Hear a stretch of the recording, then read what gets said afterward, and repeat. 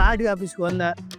பார்த்தேன் வழியில ஏதோ மனம் போட்டுக்கிறாங்க. அப்போ அப்படியே வந்து இறங்கி கேட்டேன், விசாரிச்சேன் நானு. அப்போ நாங்கள் மனம் வாங்கிட்ட பிறகு, இவ்வளோ வீடு கட்டக்கூடாதுங்கண்ணா. என்னங்கன்னா நாங்கள்லாம் அந்த அடிப்படை வசதிலாம் சீராகுங்க.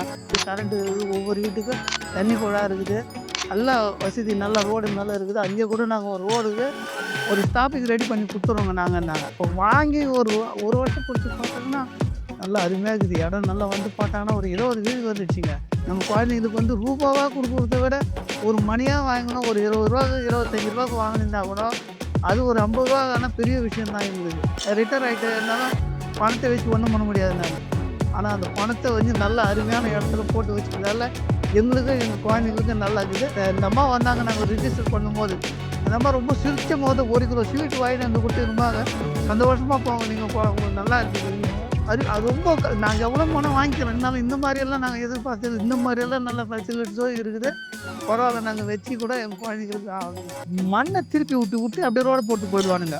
அப்புறம் நாம் அந்த காலிகள்லாம் நாம் தேடின ஒரு 2 வருஷம் வந்து பார்த்தாங்கன்னா யாருமே இருக்க மாட்டாங்க அங்கே. அவங்க 2 வருஷமாக இங்கே நானும் பார்த்துனே இருக்கிறாங்க, ப்ராஜெக்ட் பண்ணினே இருக்கிறாங்க. எல்லாம் சுற்றி காம்பவுண்டு ஒரே ஒரு ஈக்காக்கா கூட உள்ள வெளியாளுக்கு நுழைய முடியாது. இதில் ஒரு நல்ல இடத்துல தான் முதலீடு பண்ணிக்கிறோம் நாங்கள்.